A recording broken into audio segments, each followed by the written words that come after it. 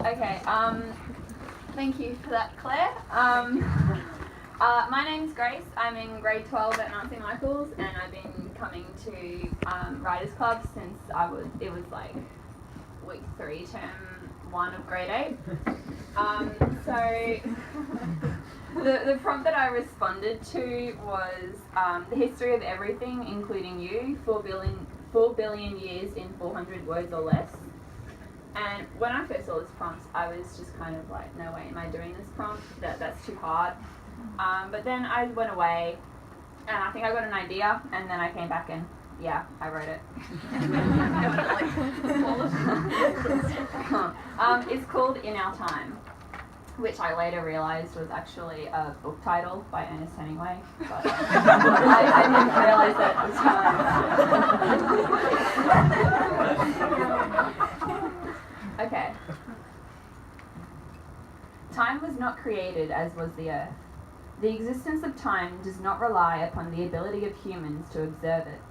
Before there was physicality, or light, or dirt, or breath, there was time.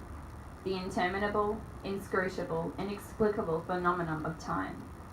Then there was dust, the gathering of matter and substance in the creation of a perpetually beautiful and imperceptible earth. The formation of spilling bodies of water and the excavation of cavernous depths, and the initiation of the love between the deep ocean and the lustrous moon, expressed entirely through careful fornication and the lingering caress of luminescence. The establishment of the potentiality of interpretation and wonderment. Then there was us, the meek observers convinced that our habitation of this vibrant organism is what allows it a definition. We perceived the beauty around us and imparted our own footprint, a personalised indentation in the naturalness and serenity.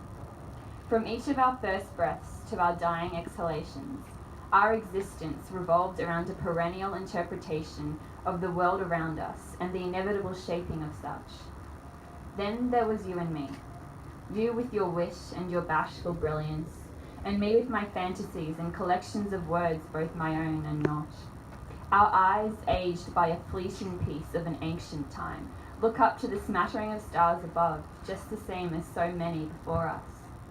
Here we stand, on this earth touched by hands and memories older and wiser than us. Our fingers graze the contours in this perturbed world and carve our own patterns. In the time that is ours, you and I breathe this in the world around us with hands clasped together. This moment we behold as impermanent as we know each other to be. You laugh with your heart in your eyes, and I smile sadly, watching you as you watch me. This, like so much else, is ours.